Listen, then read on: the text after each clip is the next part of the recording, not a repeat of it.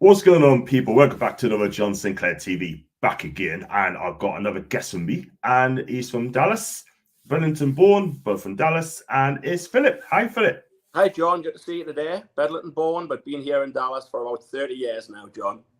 Wow, I was going to say, good for you. I wish I was in that part of the world, man, because it's absolutely fantastic. You know what I mean? So, yeah. So, guys, if you like the video, like what you watch, then make sure you please like and subscribe. And if you like to super chat, it's open when you watch it back. And if you like to become a member, it's just 99p. And do follow Philip_Burn2 as well. So, Philip, welcome to the show. Tell the viewers why you support Newcastle. In fact, tell us something about you and how you become a Newcastle fan, please. Kind of born and bred in Bedlington, just about 12 or 13 miles north of Newcastle there. And so, like, really didn't have a choice about who you support, you know. I mean, can't be one of those glory hunters. You've got to go with your boyhood team. And so, remember going to my first game was against Bolton, I think. It was a 2-2 draw, standing in the Gallagher with all my uncles and my dad and all my family. And so, would always go to the games when we could. And then fast forward to kind of college was those Keegan years where it was so exciting, you know, we came so close, and then moved to America, and been about 30 years now, still following every chance that we get. Good for you, good for you. Right, so we had apparently Summer Series for the past week now, and I think it's been a major success, the tournament for Premier League as well, including Newcastle United. And I think for me, it's a cracking tournament. I think it should be a yearly one. I think you're going to get yourself exposure. And what do you think, your opinion about the tournament so far? I mean, your verdict on the tournament, you reviewed the game. Yeah, I mean, it's been great. It's been great. We only had the chance to go to the one game, so we flew out of Dallas early Wednesday morning, got into Atlanta, and went to the fan event that afternoon and met all sorts of people, people that, like, we didn't even know we had in common there, meeting Geordies whilst we're standing there in Atlanta was pretty amazing. And then got to that game. But it's been a real success, and it's not really a surprise, John, because the Premier League has really grown in popularity over recent years. When I first moved here, to get any kind of football coverage, I would sit on my apartment balcony with a shortwave radio, and I would listen to the BBC World Service back then, and you would listen to whichever game you got. And then it gradually got more and more popular, where now we kind of see probably more live football here in America than you guys would get in England. So I get to watch Newcastle more or less every week. And so the chance to go to the actual tournament and see your team play was just, we couldn't miss that. You know, it's been fantastic. It's been so good. Totally great. Really got the big hitters as well, flying over to America, all the podcasters like Adam Pearson, Tyneside Life, Magpie Channel, and you got all the other people as well. Do you know what I mean? And Black and White Banter too, and Newcastle Fans TV. They're the big hitters as well, in my opinion. And you know what it is, right? I mean, you know, when you meet people like them, I wish I was there as well, but I'll definitely do it next year. And you know what it is, right? I mean, and all the fans all over the world to watch our team. Yeah, it's massive. It is. It's massive, and it's amazing to see familiar faces. You just said all those podcasters, and then stateside, there's these guys who are really out there on Twitter who are following us. You know, I know you had John O'Hare on another show, and Southern Cal Geordie was shared out there in the West. There's a lot of fans that we kind of know, and we went across to Kansas City about 12 years ago when Newcastle came out and played. We flew out and went across from Dallas to Kansas City. And it was amazing, the difference, where it felt like there was a small pocket of maybe a couple of hundred fans there for that game. And it was a pretty miserable day. We drew 0-0, and Hatem Ben Arfa got injured that afternoon. So that was kind of disappointing. But the difference between a trip like that to see them play there and this week, where there's Newcastle fans everywhere. I mean, it was amazing in Atlanta. We had a really great day, meeting fans from everywhere, people that we knew, people that we were meeting for the first time. And then the game itself. I mean, it was a brilliant day. We had an amazing time. I was only sorry to miss the training session that Newcastle did on Tuesday. That kind of information came out late, and we couldn't come in until Wednesday. But the club have done an amazing job of, like, engagement with fans. I think everyone's really on the up for Newcastle here right now. Yeah, absolutely. I mean, look, at the end of the day, we're on the up, and the tournament's on the up as well. I just got some questions now as well about the summer series. You could talk about that. We'll come to the Sela Cup as well, and the and the new season coming up as well. Philip, the first question I'm going to ask you is, what was your best tournament? Best moment of your tournament in the summer series? I know you've only been to one, but obviously you watched the others as well. We've watched them all. And I just came upstairs from watching Brentford there this morning. We were just finishing watching that game. But probably from the Atlanta game, the best moment was Miggy scoring that goal. Obviously, Atlanta FC was where he came from. And so there was big support in the stadium that day. And what an amazing stadium. Mercedes-Benz, if you haven't been to it, that was my first time. An incredible stadium. We had a great view from pretty high up. And Miggy got a great reception, of course, from all the local fans.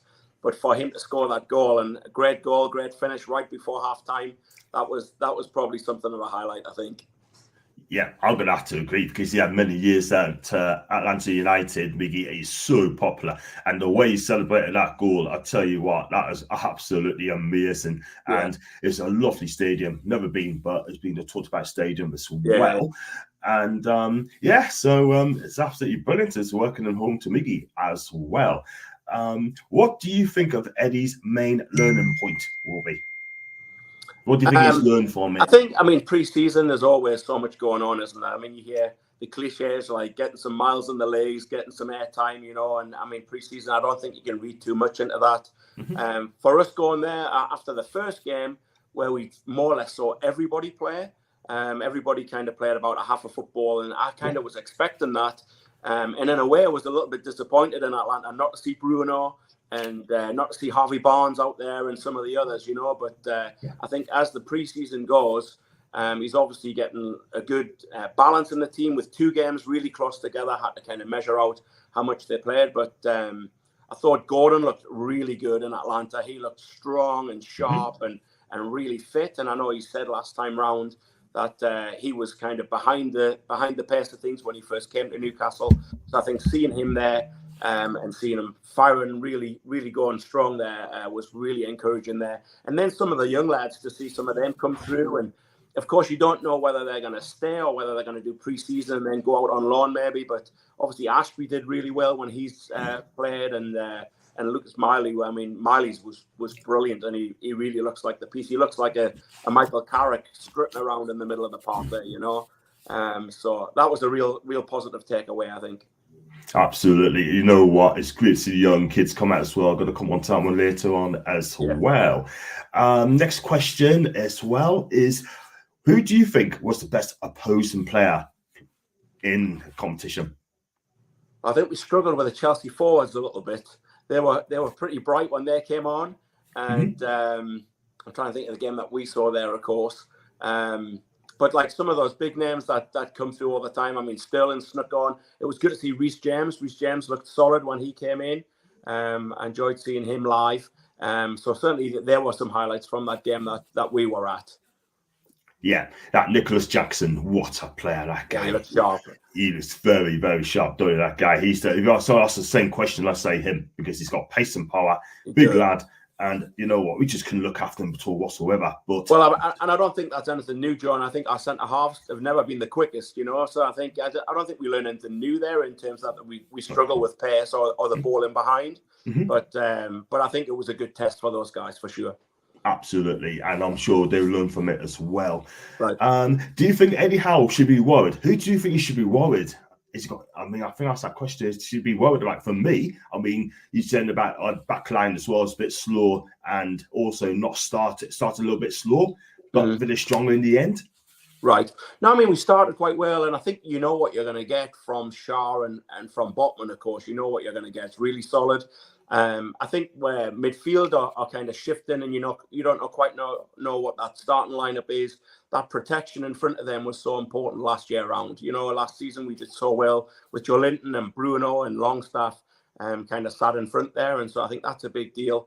I still feel like that we could do with an upgrade at left back. I think both Burn by name, Cousin Dan does a good job out there at left back, and Target is yet to be kind of The jury's out a little bit whether he could start for us. So that's certainly an upgrade.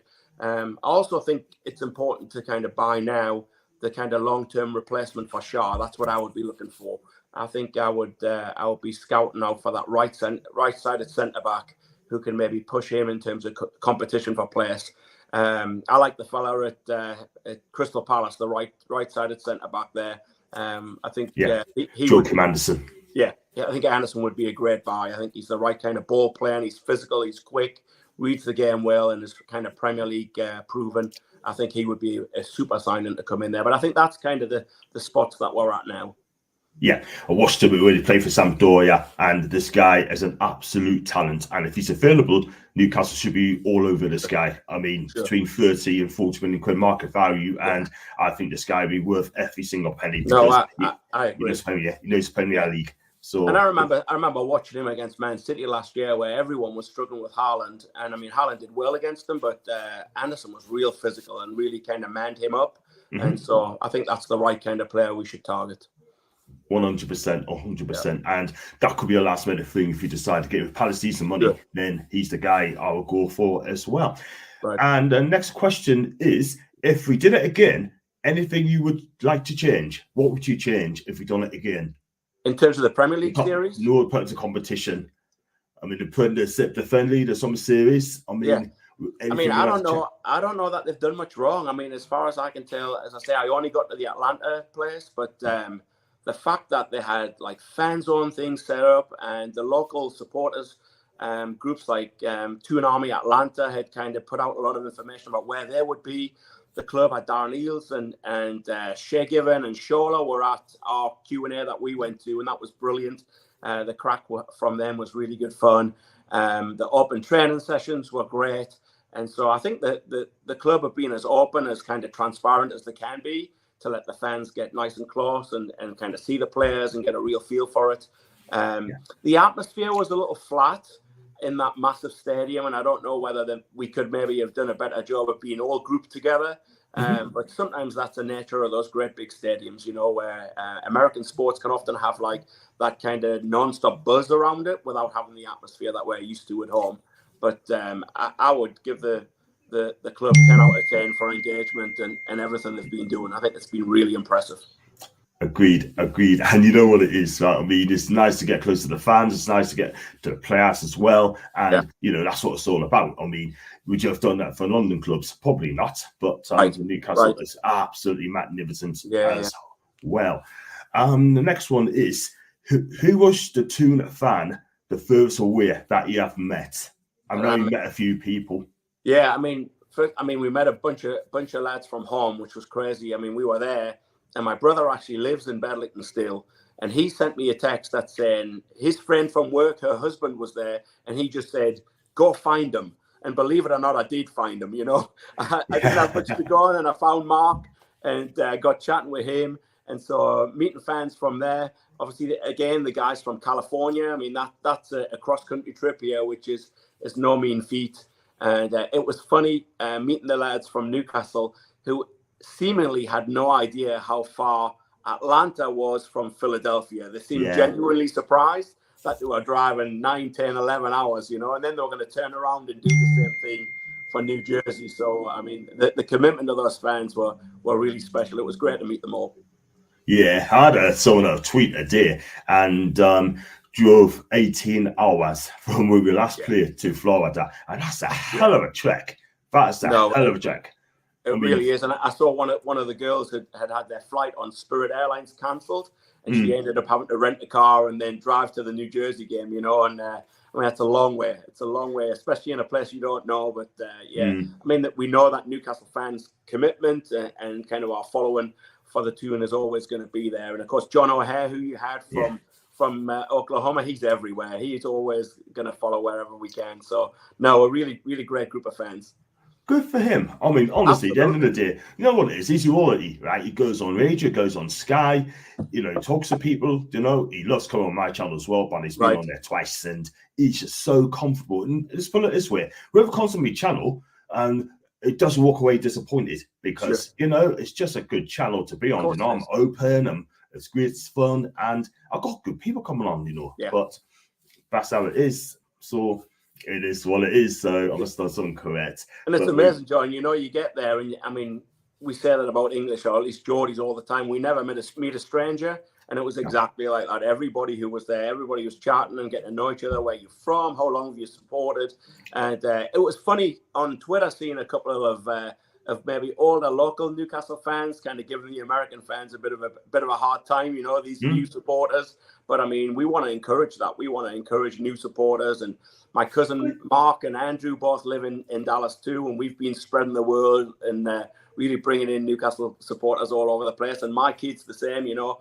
Hannah and Matthew are spreading the Newcastle word, and Hannah even made it on Sky Sports, John, when we were in Atlanta. I couldn't believe it. Keith was there. Keith interviewed me, he interviewed my cousin, and he interviewed Hannah, and he ditched the two of us, and Hannah made it on Sky Sports. So I'll have to have a word with Keith. Wow. But that was it was great that she made it on Sky Sports. Oh man, you know what it is. I met Keith. I saw Keith before, Keith down in Southampton. I chatted with him for a couple of minutes, but obviously he was busy, so I was going to get an interview with him, but obviously he was quite busy, so I couldn't do it. So next time I'll get that chance. So it's fully understandable as well.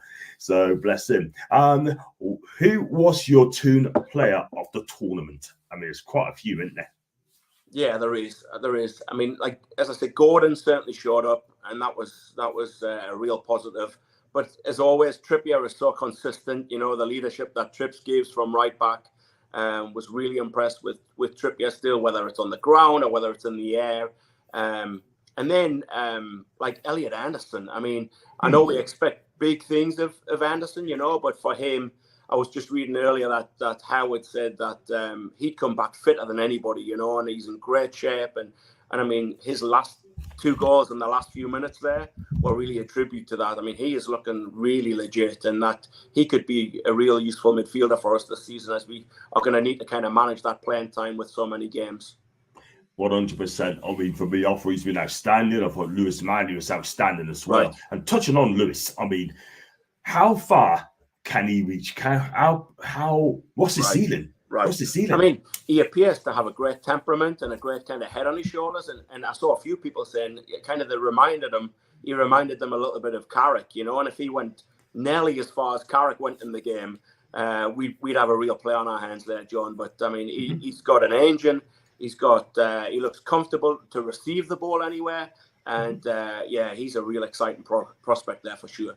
He is. And there's one more you forgot to see as well. He can cost the club. He can save the club millions and millions of pounds as well. So we already got. So I have no problems with that at all whatsoever. Because that midfield is going to be competition. You've got Bruno, Joe Willock, Joe Linton, Sean Longstaff, right in the midfield, right? Yeah. And you know you got Lewis Miley now as well. Competition for places is going to be so hot. And I tell you what, it's there.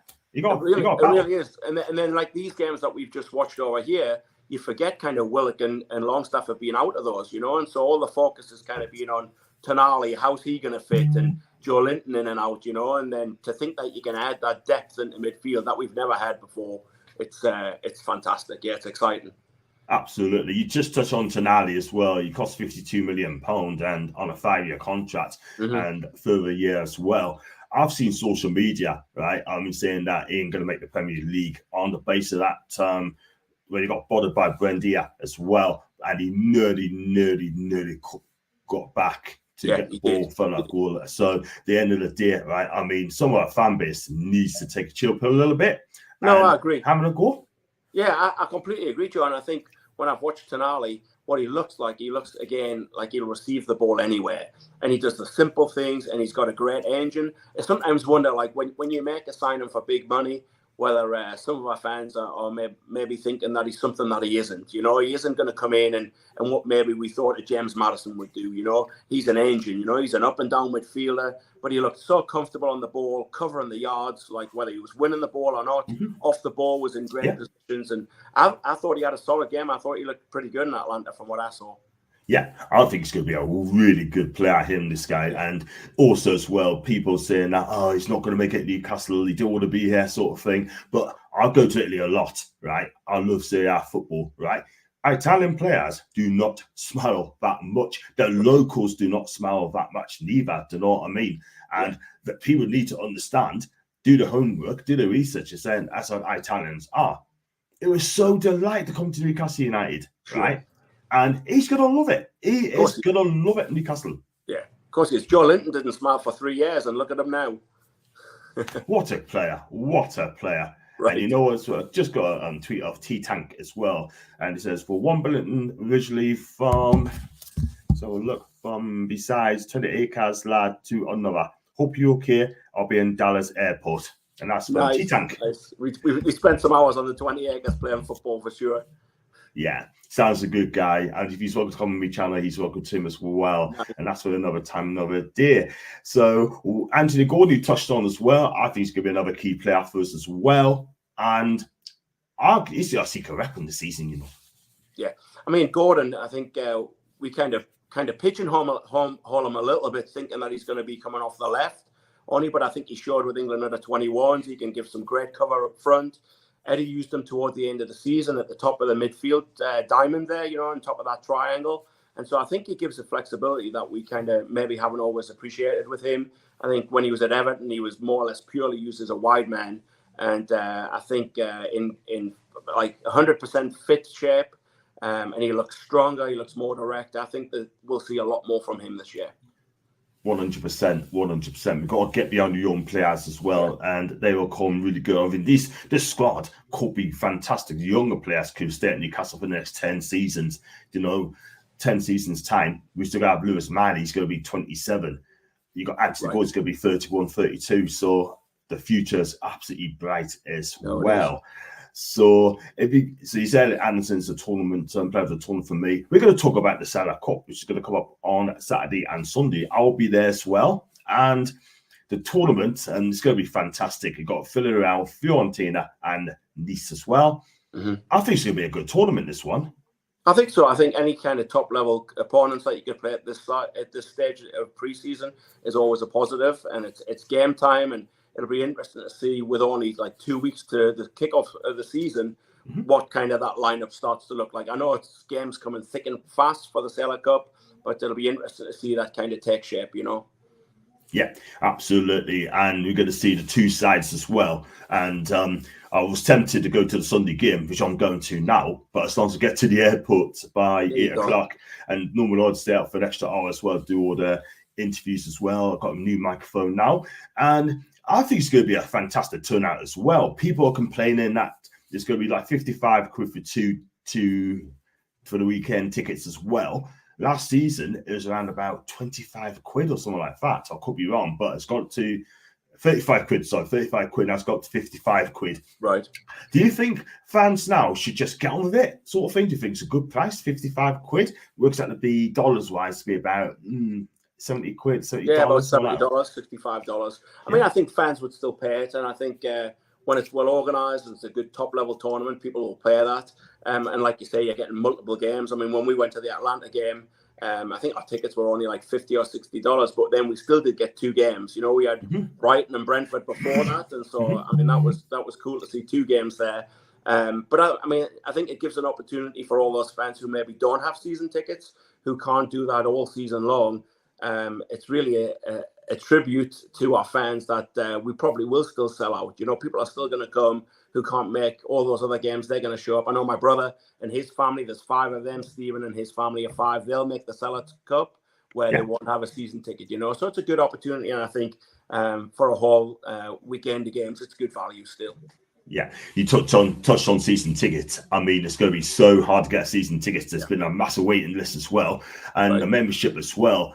250,000 people at least bought memberships as well at 37 quid a head. Works out to be 45 quid, $45 a head. And I tell you what, it just goes to show how massive we are. And you had your membership ticket from last season, normally gets you it, but now everything's in a ballot from the overseas and the UK as well. So it just goes to show that it's absolutely massive in Newcastle low flip. Well, I'm banking on all my family buying membership so that I can get a ticket when I come home, John. It's not as easy as that. You know, my family better get their membership sport. Otherwise, sack him. And I heard several Newcastle fans when we were at Mercedes-Benz as well, kind of saying, not knowing quite what the future looks like for St. James's, and we all love St. James's Park. We love where it is. That if it had to go, if we can build something like what they have there in Atlanta, that Mercedes-Benz Stadium was incredible. You know, I heard a few fans kind of saying if it had to go, this would be the way to go. 100%. I mean, 75,000 capacity, and that will solve all the problems as well. Because 52,000, in my opinion, I don't think it's big enough. Right. Not now. I mean, they are about doing the East Stand first to extend that as well, and then the Gallagher after that. But for me, if you're going to move a stadium move, then pull it back a little bit, back to Lee's Park, right? Just further back, and then hopefully that could be bigger and that could be doable. But we don't want to move too far away. And then have St. James's Park, the old St. James's Park, maybe like a fan park. Like and nobody wants to move. I mean, at the end of the day, no one really wants to move. You know, we love being in the heart of the city. It looks like they've got great plans for this fan park, like you were just saying, John. I can't wait to see that next time I get home, if it's done by then. But I think the club have really positive plans moving forwards, and they know the capacity that we can get to. They know the kind of support that we have. Not just in the northeast now. I mean, we really are branching out, and so I think they're going to accommodate that one way or the other. They're going to make it happen. 100%. I'll be in the thick of it as well, and the fans zone with me microphone, try and get the fans in as well. And you know what would be great for YouTubers as well, and that would be absolutely amazing, my guy. It really will be. But Eddie Howe, I mean, this guy has been absolutely fantastic from minute one. When he walked through that door, if you understood him, the way we play football, he is such a fantastic young manager, right? Yeah. Everyone asks is, what's his ceiling? This guy can go all the way. Right. I mean, at the time when we kind of brought him on, I know there was some of the pundits who are kind of really doubting that appointment, you know, but he obviously knows his stuff. He's so eloquent. I'm to the point now every day before a game, I sit and I watch his press conference. And the guy just doesn't put a word wrong, you know. I mean, he's so eloquent. He answers so methodically. He knows the ins and outs of everything that's going on. And like you said, it's the kind of style of football we play now.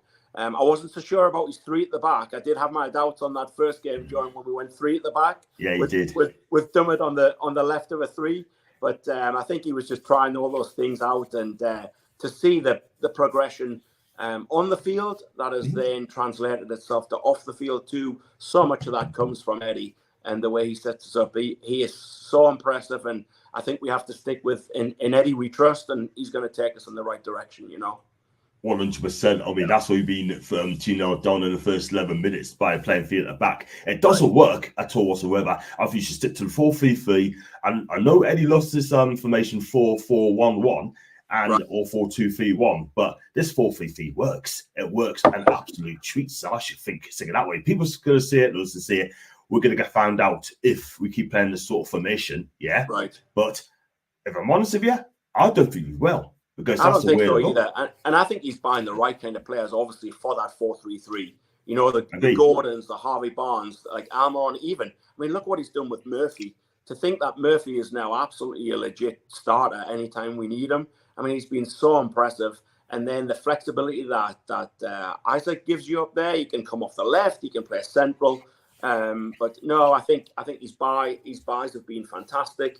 Dan Ashworth, we saw over the years what he's done at Brighton, the kind of players he's been able to bring in, and then they're moved on. And to think that we're starting to buy those young players now, like we saw Ashworth do at Brighton, is really exciting for the future for us. 100% or 100%. I mean, let's hope we win a trophy on top of that as well, because we deserve a trophy at the sort of club. Can you imagine win a trophy once, right? The whole city and the club would take off for bigger and better things. Trust me on that, because at the end of the day, it'll work. Yeah. So we'll see on that one. And on to the new season then. We got Aston Villa first, a week on Saturday. I'll be there. And you know what? I'm buzzing for the new season. I mean, can we improve on the fourth next season? It's a difficult season, and it's just a tough start, of course. Those first 4 or 5 games are really going to test us. And I think there's some teams who struggled a little bit last season, who are going to have to watch very carefully. Like you're going to have to watch how Chelsea start. I know there's still a lot of changes there. I just saw today they were talking about maybe like they were going to get that centre back from Monaco that we were linked with. It looked like he might go there. But Chelsea, you're going to have to wait and see what they do. Will Liverpool start firing? And I hate to say it because I cannot stand Villa, but it looks like Villa are going to be a team to take seriously too. I think they've bought very well, and Unai Emery have got them really well set up. And so you'd like to think that we could stay top 4 would be fantastic. Top 6 would be a real achievement with more games kind of in the fixture list. But yeah, it's going to be a really interesting moment with several teams knocking on the door. Yeah, I mean, people say we've been checking out Musa Diaby for about a year, checking this guy out. People keep on saying that, oh, why are we not getting him? Why are we not getting him? But I say it now, criticism on the right, that we make inquiries about him, like with Paquetá, but it don't mean to say we're going to buy him. Do you know what I mean? That is the difference. Yeah, it's the fans' choice, not the owner's choice. I would say trust the process, and they're doing a fantastic job. So Dan Ashworth, Eddie Howe are doing a fabulous job. They got to get in the right players at the right time, and that's exactly what you're doing. I don't care if you miss out. It's always been the Newcastle way, John, hasn't it? Though I remember, like in the media up north, it seems like Newcastle always talk for months about a player. The one that always stands out to me was Brett Emerton. When Brett Emerton eventually went to Blackburn, it seems like his name was in the Chronicle for like 6 months, and it didn't end up happening. And so we've had all these names over the years. Who are heavily linked with, and then it doesn't work out for one reason or another. But I mean, if you think all the eggs weren't in the Diaby basket and then Harvey Barnes lands, I think Harvey Barnes is going to be great for us. I think he's really going to give us something new up that left side. He's going to give some production, some consistency. And I think there's obviously still another couple of deals to be done. I think maybe Livramento sounds like it's maybe in the balance still, but I think there's still opportunity, and there's always some surprises toward the end of a window that I would see us being active and still strengthening that first team squad. 100%, and we've got to wait with anticipation to see what comes on, because you never know, because someone can come in and think, wow, what a player, what a player. And Mbappe still hasn't gone anywhere, so who knows? I'll tell you what though, take on with the season long run, and then if he wants to go around Madrid on the free, he can go around Madrid on the free. See if he's any good. See if he's any good, exactly. But is he going to come? I don't think so. Wishful thinking, we can dream, but I can't see that happen anytime soon. I'm sorry, but he wants £1 million a week. But it is for what it is. But you know, I would take Harvey Barnes. And Gordon, because at the end of the day, they're both great players. Give us your prediction for the season. Where do you think we'll end up this season? Now, it's a difficult one. I have to ask the question. Where do you think, and where do you expect us to be? And I would like to think, I think we can finish 4th again. I think we'll continue to build. I think Eddie will kind of set the season out in big picture. Whether it's a strong start or not, I think we'll be set up well. We'll be hard to beat again. I think that's real important that we start really solid. That was kind of what set us up last season, where we started and conceded so few goals in that first kind of 20 games. That if we can start like that, we really give ourselves a chance. You'd like to think we could certainly finish in European places. I think we have another Champions League spot in England next season. So you'd like to think 6 or 7 would still be a successful season. And there's a couple of dark horses that might challenge us in there. But no, I see another really strong season for us, and it feels like we're up there to stay now for the next few years. Yeah, absolutely right. Absolutely right. And you know what? I'm buzzing for the new season as well. Everyone else is buzzing for the new season as well. Philip, well, thank you so much for coming on, mate. I really appreciate that there. But where can you find you on your social? Give us a shout out. You can find me on Twitter at Philip_BurnToon. That's probably the best place to see me on there. And this week really plugged into that Newcastle Twitter scene, and it's been exciting to follow anyone. But shout out all the Bedlington lads. It was good to see some of them around, and friends from home and family. But appreciate the opportunity to be with you, John. Fantastic. Don't go away yet, because I'll be doing backstage. And guys, if you like this video, he's going to be dropping in YouTube sometime in a couple of hours' time. Make sure you enjoy the video. Philip is a fantastic guy, and all the people from Bedlington watch this channel, Dallas as well, and all over America. And if you like the video and like what you watch, make sure you drop a comment, like, and subscribe. And as always, wait a minute.